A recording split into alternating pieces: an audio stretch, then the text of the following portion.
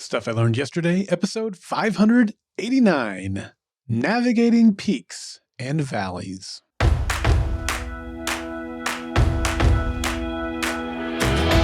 Welcome to Stuff I Learned Yesterday. My name is Daryl Darnell. Tootie was my favorite character from The Facts of Life, and I believe that if you aren't learning, you aren't living. Did you watch The Facts of Life back in the day? I don't think we watched it every season, but we watched it enough for me to still be able to name every one of the main characters and sing most of the words to the theme song. I won't sing them here, but the opening words were, you can sing if you want to, you take the good, you take the bad, you take them both, and there you have the facts of life.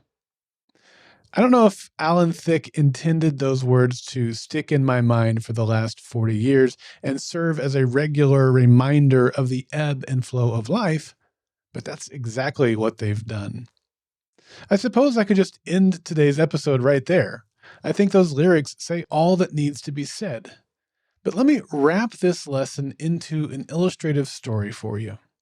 For those of you who don't know my background or may have forgotten, I worked at a regional bookstore chain from 1994 until 2013.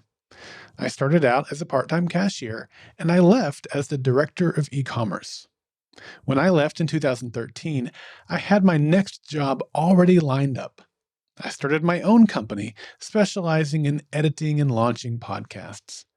Over the last decade, that company, Pro Podcast Solutions, has helped launch several hundred podcasts, and we've edited tens of thousands of podcast episodes.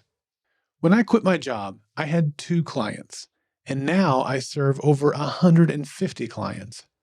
The path from 2 to 150 has not been straight nor easy. Whether you're an entrepreneur like me or your employment situation has a different dynamic, one thing is certain. There are peaks and valleys along the way. Some days are good, other days are bad. Perhaps if you're like me, it's easy to forget about the inverse of each day when you're experiencing one or the other. That is, I don't often celebrate a good day by telling myself, don't worry, bad days are coming. Having said that, I do try to remind myself that good days are coming when I am in the throes of a bad day. However, whether I remind myself or not, it is, as they say, the fact of life that you'll get both kinds. Last year, I started working with a client who we'll call Fred. Fred was great to work with. We coached Fred through the process of launching his podcast and edited all of his first season. After his first season ended, Fred went into radio silence. Unfortunately, so did we. After about 7 weeks of silence, Fred reached out to me. Fred expressed concern and frustration that our team had not reached out to him while he'd been on break. After all, he had not told us how long he would be taking a break or that he would be taking a break at all. So he thought it odd and unprofessional that we had not reached out to him to make sure that he didn't need anything or make sure that nothing was wrong.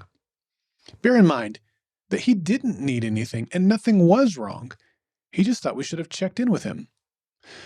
On the one hand, it seems odd to be upset about that sort of thing. It's sort of like Fred was looking for something to be upset about. On the other hand, he was exactly right. We should have reached out to him and checked to make sure everything was okay. In fact, after my conversation with him, I met with my leadership team and we implemented changes so that wouldn't happen again.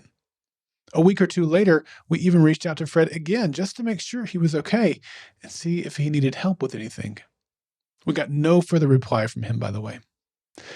A couple of months later, I heard from Fred again. This time, Fred was moving on from my company and wanted to know the proper procedure. He was still upset that no one had reached out to him, and when I asked him about our previous communication, he seemed to indicate that he had never heard from us. We exchanged a couple of emails, but it was clear that he just wanted to move on and not have a conversation with me. Now, I've lost clients before, but this one hit me hard. Fred and I had had some really good conversations during the launch process, and he'd had a great experience working with our launch team. We'd also had some great conversations during the production of his first season, and he seemed to really enjoy working with our production team. But once he became dissatisfied with our lack of communication, it seemed the relationship was broken. Even though he and I had talked through that situation and we reached out to him afterward, it seems that it was too little, too late. Either that or he never saw our communication. To be honest, that part is still unclear to me, and he never answered my clarifying questions about it. We'd lost Fred as a client, and it sucked. He was a great guy with a great podcast, and he was gone over something that seemed so preventable and something that seemed to me like we should have been able to work through. But that was it. Q Alan Thicke reminded me that I have to take the bad. A few years prior, I'd lost a client named Patrick because he was moving his podcast to high-end video, and we did not support that type of production. We'd also had a wonderful working relationship with him, but his needs had outgrown our services. That was a bad day too. However, things changed last fall. Patrick emailed me one day and told me that he was moving away from video and back to only doing audio. He'd enjoyed working with my team so much before that he wanted to work together again. We set up a Zoom call and talked over the details. A few weeks later, we were once again working with Patrick. The very next day after Fred left, Patrick sent me an email that said, "Just a note to say that I really enjoy being back already. It's such a joy to work with a team that is professional, responsive, and so courteous. It's refreshing and it's rejuvenating my love of being a podcaster. Honestly, I feel more excited to produce the podcast and create amazing content than I have in a while. And I'm so grateful, and I want to thank you because it's definitely top down." What was that lyric? Oh yeah, you take the good. Here's what I learned. You take the good, you take the bad, you take them both. And there you have the facts of life. I told you this episode could have been super short. In my experience, it's pretty rare to get such clear examples of the peaks and valleys so close together. Oftentimes, it seems like the valleys are low, long, arduous, and never-ending. It seems like the peaks are short-lived and hard to come by. However, I don't think those points of view reflect reality. Oh, sure, they can reflect reality. That is certainly reality some of the time, but I don't think they reflect the typical reality. I think the typical reality is valleys don't last as long as we think they do.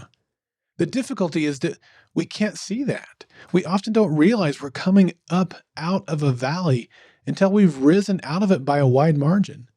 We haven't observed the small, sometimes minuscule changes that happen moment by moment, day by day, that lift us up out of those bad days. Coming out of the valleys is often a slow climb, but climbing is still climbing after all. Here's my advice. Look for markers you can use to gauge your progress. I'll talk more about these in future episodes, but they're important. Without road markers, it's often impossible to realize how far you've come. Also, create a system to track the good days. Messages like the one I got from Patrick are like an adrenaline shot to the heart. I shared this message with my team, and I keep it handy as a reminder for days that are tough. I always keep the attitude that each situation, good or bad, is an opportunity to learn and grow. I probably learned more from my bad experience with Fred than I did with my good experience with Patrick. As long as we're learning, we're growing. As long as we're growing, we're having good days. And in that way, we take the good, we take the growth, we take them both, and there we have lots of good days. I'm Daryl Darnell, and this has been Stuff I Learned Yesterday. I want you to be a part of the next Monday Mailbag on April 29th. Monday Mailbag is your opportunity to share what you've learned so that other listeners and I can learn from you. It can be a message as short as 30 seconds or several minutes long.